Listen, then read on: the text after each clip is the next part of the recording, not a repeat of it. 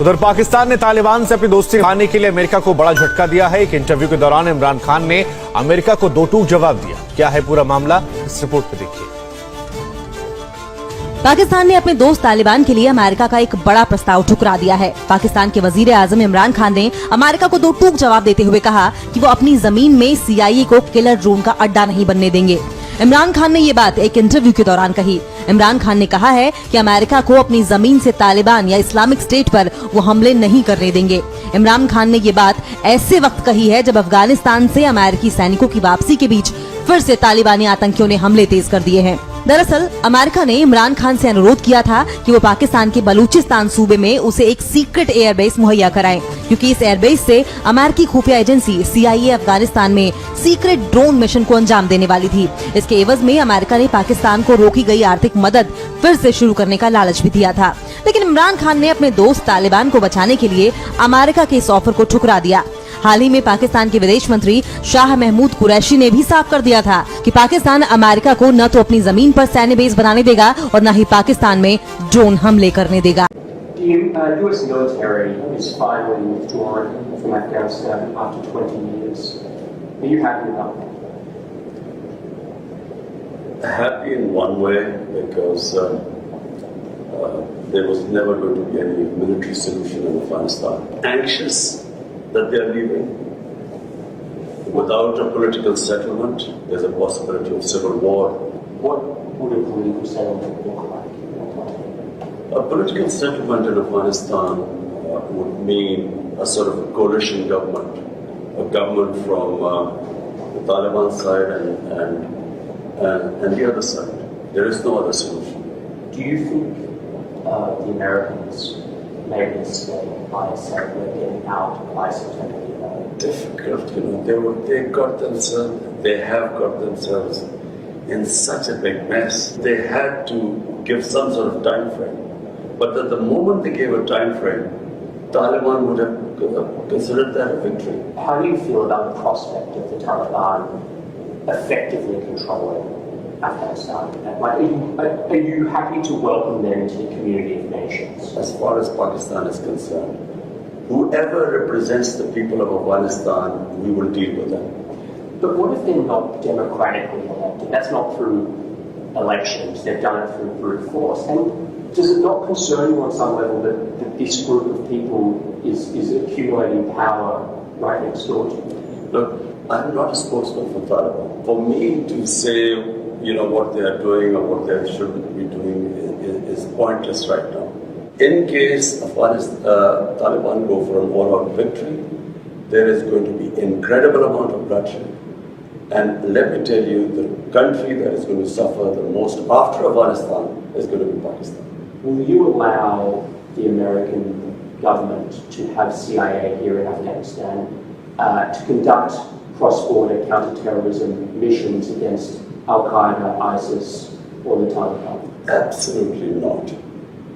There's no way we're going to allow any bases, any sort of action from Pakistani territory into Afghanistan. Absolutely not. Pakistan suffered 70,000 casualties, more than any other country, by joining the American war. We will be partners in peace, not in conflict. Have you spoken to Joe Biden since he took office?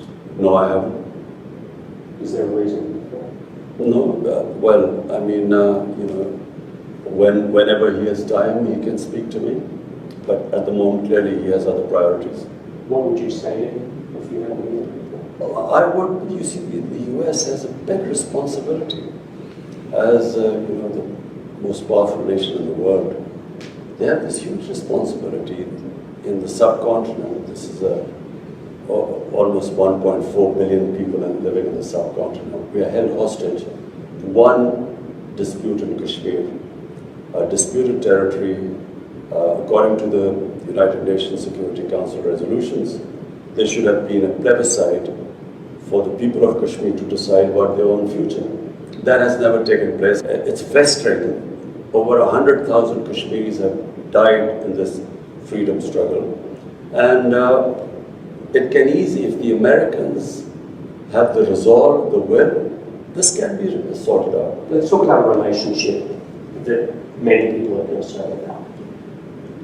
How are your current relations with Indian Prime Minister Narendra Modi?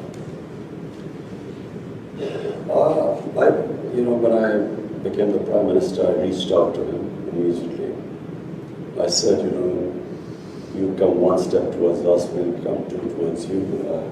Television, I said this. And I said that, my main concern, my main reason for coming into politics was to eradicate poverty in Pakistan, make it a welfare state. This is why I came, and secondly, rule of law. These were my two slogans, make Pakistan a welfare state, rule of law in Pakistan. And you can only, the best way to eradicate poverty, not just in Pakistan, in India as well, is to trade with each other. India is a huge market. Pakistan is a market of 220 million people. But it's a door to Central Asia and to the energy corridor, which India is energy short. So we would mutually benefit each other. So I reached out, but I realized that there's, I was up against an ideology. You see, Narendra Modi is RSS. RSS is the party which was formed in the 20s, which idolized the Nazis. You can even Google it. The founding fathers looked up to Hitler and the Nazis and racial purity and all that sort of that ideology. And so we came up, and my government came up against this brick wall. We couldn't go through and we couldn't understand in the beginning. And then it gradually came out when the steps they took in Kashmir. Unilaterally, they took away Kashmir statehood in 2019, August 5th, 2019. And so since then, we have there's a freeze on our relationship. We cannot start talks until they go back, they take back the steps they took on 5th August 2019 when they unilaterally took away the statehood of Kashmir. I want to ask you about something you talked about on live television. It was a very serious and painful issue. You were asked about the epidemic of sexual violence and rape in Pakistan. And you acknowledged the seriousness of the problem, and you talked about Pakistan's strict laws. You were also quoted as saying that the practice of women wearing veils, quote, is to stop temptation. Not every man has willpower, you said. If you keep increasing vulgarity, it will have consequences.